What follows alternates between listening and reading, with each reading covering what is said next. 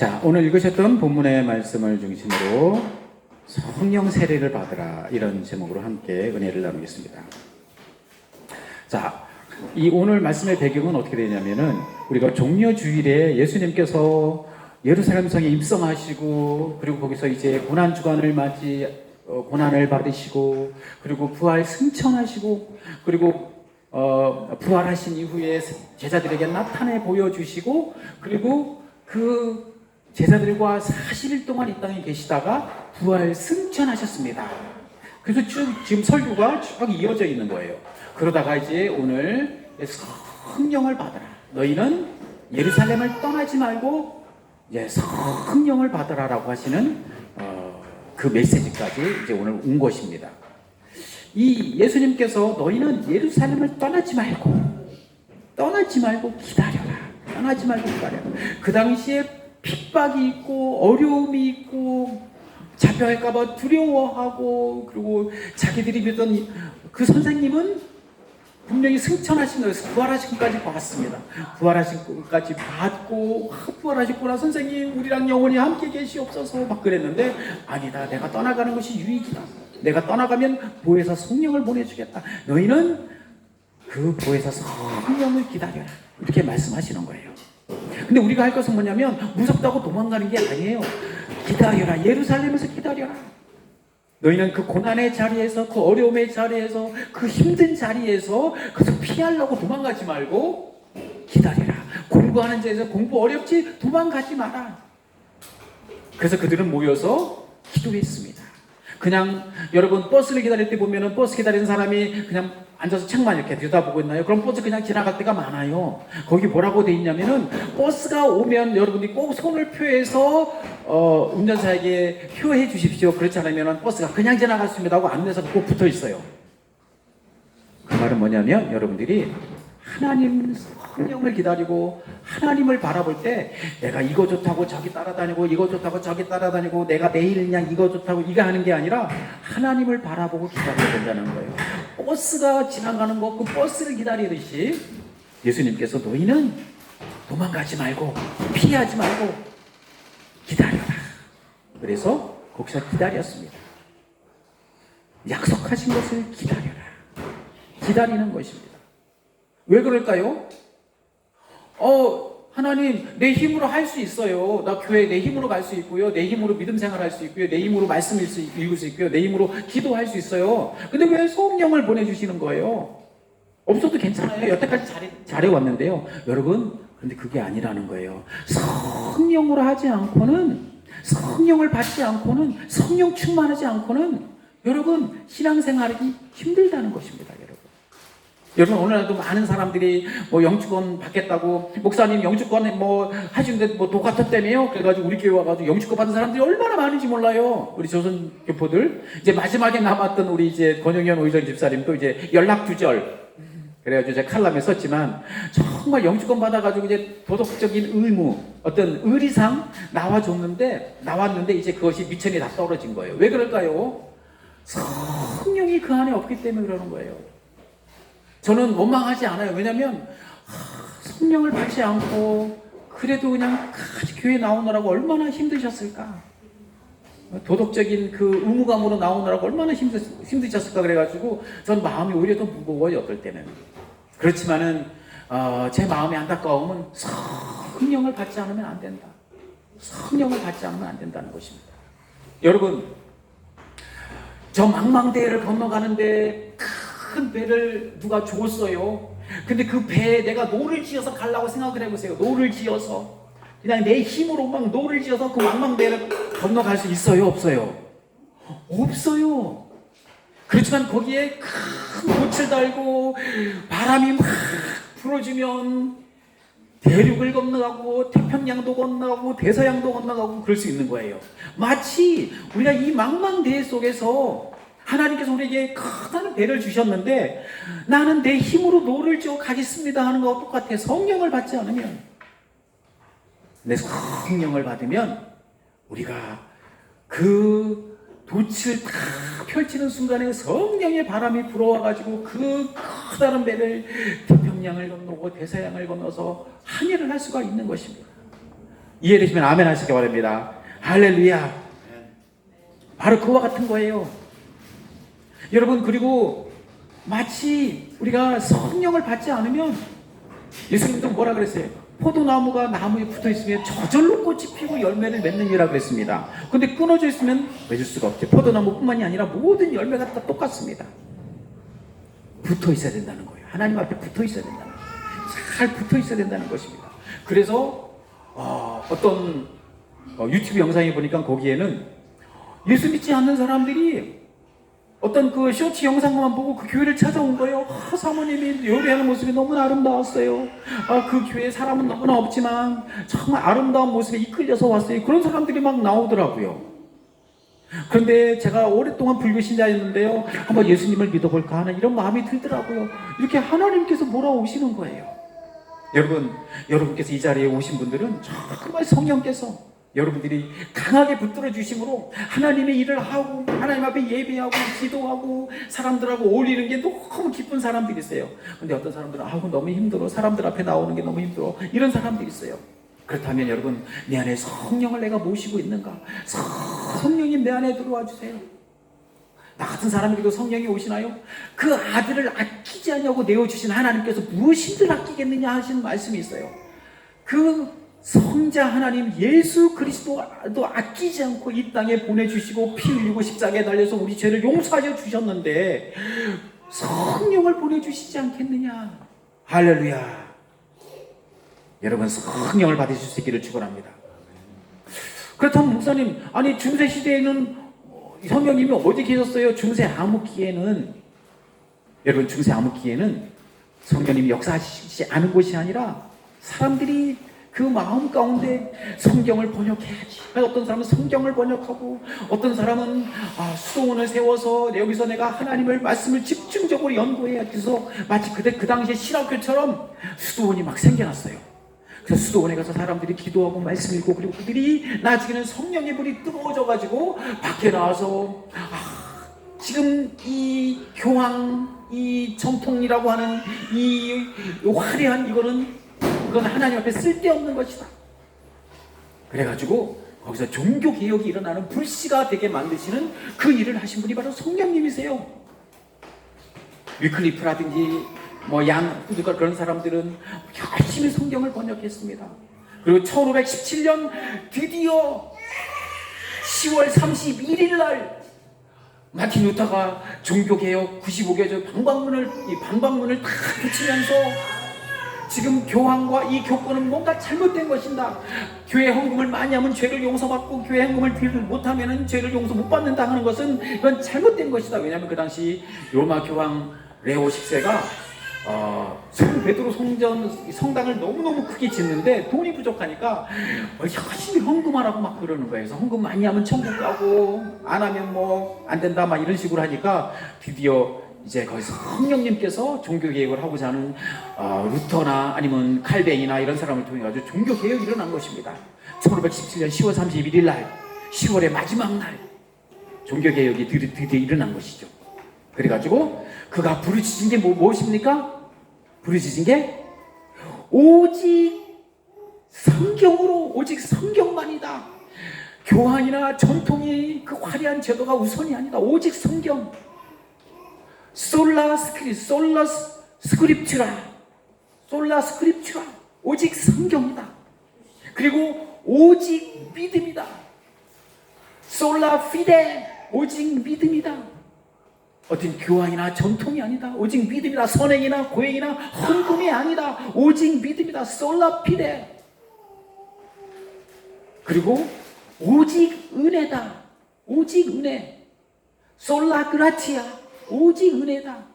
이것이 우리의 노력으로 받는 것이 아니라 하나님이 주시는 은혜고 선물이다. 그리고 솔라 크리스토스, 오직 그리스도다. 교황이나 그 외의 교권이나 어떤 제도가 아니라 오직 그리스도다. 그리고 마지막으로는 솔리데오 글로리아, 하나님의 영광만을 위하여 우리가 살아야 된다. 자, 첫째는 뭐라고요? 오직 성경. 오직 성경이다. 오직 믿음이다. 오직 은혜다. 오직 그리스도다. 오직 하나님의 영광이다. 이 5가지 핵심 따라하겠습니다. 오직 성경이다. 오직 믿음이다. 오직 은혜다. 오직 그리스도다. 오직 하나님의 영광이다. 할렐루야. 이게 맞잖아요. 그렇잖아요. 그죠?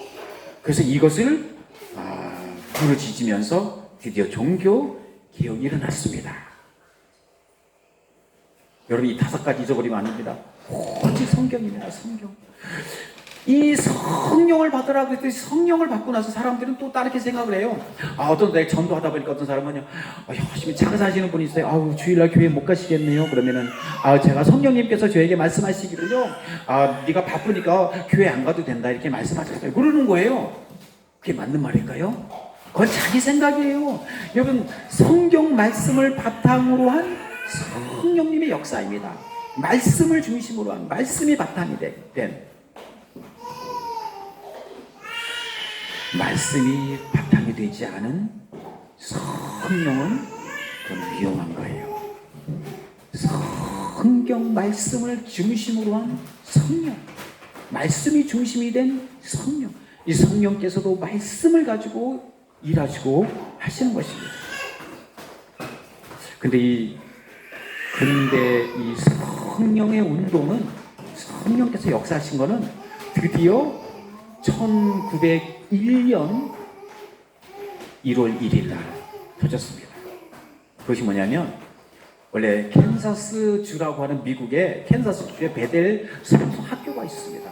베델 성서 학교에서 학생들에게 숙제를 내줬습니다. 오늘날의 성령의 운동에 성령님이 하시는 증거를 한번 연구해봐라 하고 했는데, 그때 학생들이 막 기도를 하다가 누가 막 방언을 기도한 거예요. 그래서 현대에도 성령님께서 역사하시는데 방언을 하게 하시는 특징이 있더라 라고 하는 게 드러났습니다. 그러다가 그 베델 성서 신학교에 존 팜 이 목사의 제자가 흑인인데 3년 동안 쉬지 않고 집회를 했습니다. 1900년대니까는 얼마나 이 인종차별이 극심한 때예요. 인종차별이 극심한 그때 3년 동안 쉬지 않고 막 그 아주사라고 하는 거리에 조그만 창고를 빌려가지고 쉬지 않고 3년 동안 집회를 한 거예요. 근데 거기서 폭발적으로 막 방언이 일어나고 막 병자가 고침을 받고 막 그런 사건이 일어났습니다. 그래서 그때 1901년을 기준으로 해가지고 그 다음에 1910년대, 20년대 평양 대부흥운동, 평양에서 그냥 대부흥이 일어났습니다. 그러다가 1960년대에 들어서 이제 은사주의, 그리고 80년대 들어서 이제 병을 고치는 이제 권능주의, 그리고 조영기 목사도 그때 드디어 이 오순절의 영향을 받아가지고 이 우리나라에 성령운동이 일어나기 시작한 것입니다. 참 놀랍죠? 그럼 목사님, 구약시대에서는 성령님이 활동 안 하셨나요? 구약시대에도 성령님이 활동을 하셨죠, 당연히.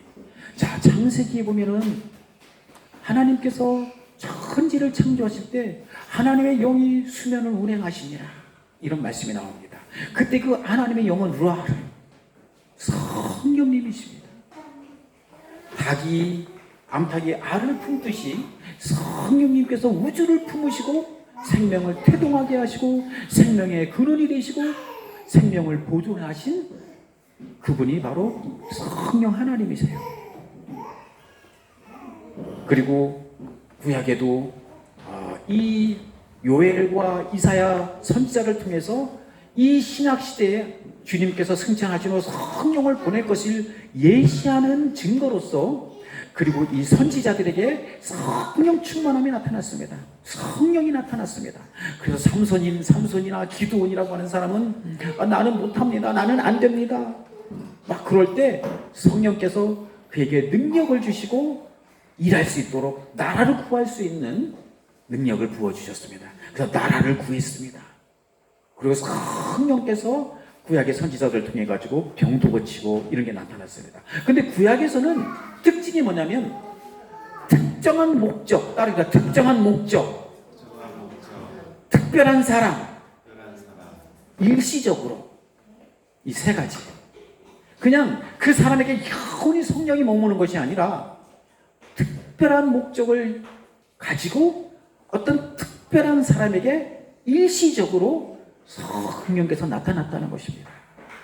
바로 이것은 신약 시대에 성령이 요엘의 선지자 말씀처럼 내가 내 영을 너희에게 부어주니 영원히 너희를 떠나지 아니하리라, 이 말씀처럼 성령이 이제 임하셔가지고 우리에게, 그리고 우리에게 영원히 함께 하실 것을 우리에게 말씀해 주신 것입니다. 할렐루야.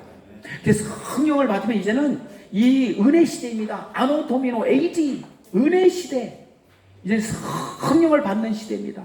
성령이 임하시면 옛날에 특별한 목적으로 특별한 사람에게만 일시적이었는데 이제는 영원히 우리랑 거해서 천국문에 갈 때까지 우리랑 함께 하신다는 것입니다. 할렐루야. 그런데 목사님, 그러면 성령님은 뭐 종교적인 거, 뭐 신유적인 거, 뭐 이런 것만 나타나나요? 성령이 뭐 전쟁, 뭐 어떤 종교적인 거, 뭐 이런 게만 나타나나요? 그렇지 않습니다. 여러분, 이 구약 성경에 보면은 하나님께서 이 성전을 지을 때 아주 특별한 사람에게 정말 성령이 역사한 걸 볼 수가 있습니다. 그게 어디 나오냐면 출애굽기 31장에 보면 유다 지파 중에 훌의 손자요 우리의 아들인 부살렐이라고 하는 자에게 성령 충만함을 주었는데 그 성령 충만함을 가지고 지혜와 총명과 명석함이 그에게 있어가지고 모든 성막과 성전을 짓는데 그가 그 아름다운 예술과 그 정교한 기술로 성전을 짓는 것이 나옵니다. 여러분, 지난번 우리 방상현 목자가 그랬잖아요. 그 모세가 그 미디안과 전쟁을 할 때 한 손에는 아론이 손을 들어주고 그 반대 손에는 훌이라고 하는 사람이 그 손을 들어줬다고 나오잖아요. 그 훌의 손자 그리고 그 훌의 아들 우리 이렇게 나옵니다. 훌의 손자요 우리의 아들은 부살렐 이렇게 나옵니다. 여러분, 그 할아버지의 신앙이 아들을 거쳐서 아들 손자에게까지 전수가 됐는데 그 손자 부살렐은 성령 충만하여서 그의 기술과 그의 예술과 그의 정교함이 그 지혜와 총명한 명석함을 하나님이 주셔가지고 그 모든 성전을 짓는데 그가 다 담당을 했다고 나옵니다. 얼마나 놀라운 일입니까? 이 성령 충만함은 전쟁이나 종교적인 것이나 아니 신유적이나 이런 곳에서만 나타나는 것이 아니라 그 기술 속에서, 그 직업 속에서, 그의 전문적인 직업 속에서 성령 충만함으로 말미암아 놀라운 예술이 태어난다라고 하는 것을 말씀해주고 있는 것입니다. 우리 대한민국도 보십시오. 조그만 나라가 어떻게 그렇게 뭐 세계 5위의 군사대국에 세계 10위의 경제대국에 이렇게 올라설 수 있습니까? 그것도 30-40년만 해도 최고 가난한 나라였는데 이것이 하나님의 은혜라는 거예요. 우리 교회의 성장과 더불어서 우리나라도 그렇게 성장했다는 것입니다. 이것이 우연일까요? 아니에요. 하나님의 은혜임을 믿으시기를 축원합니다. 할렐루야. 성령 충만하면 우리의 손재주 그냥 요 정도가 아니라 하나님의 능력을 부어주셔서 모든 것들을 완벽하게 만들어낼 수 있었다라고 하는 것을 보여주는 것입니다. 그리고 에스겔서에도 보면은 죽어있는 뼈와 뼈들이 성령이 불어와서 뼈들을 맞추어서 죽은 자들이 살아나더라. 여러분, 성령으로 하지 않고는 정말 죽은 자가 살아날 수가 없습니다. 오히려 산자도 죽습니다. 오직 성령으로, 성령님 내 안에 들어와 주세요. 성령 충만케 해주세요. 성령을 의지하게 도와주세요. 말씀을 중심으로 한 성령 충만함이 내게 있게 해주세요. 여러분, 이러한 정말 성령의 바람이 여러분의 인생 가운데 불어들어와서 성령께서 여러분의 인생 가운데 개입하여 주셔서, 성령께서 여러분의 삶 속에 개입하여 주셔서, 성령께서 여러분의 공부하는 곳에 개입해 주셔서, 성령께서 여러분의 일하는 곳에 개입해 주셔서, 성령께서 여러분의 삶 가운데 함께하여 주셔서, 정말 여러분들이 우리의 남은 인생 천국문에 이르기까지 항해하고 성령의 바람이 불어서 여러분의 그 삶의 돌처럼 움직여 주시는 그러한 체험을 할 수 있는 우리 모두 될 수 있기를 예수님의 이름으로 축원합니다. 할렐루야, 할렐루야. 우리 눈을 감고 묵상해 보겠습니다.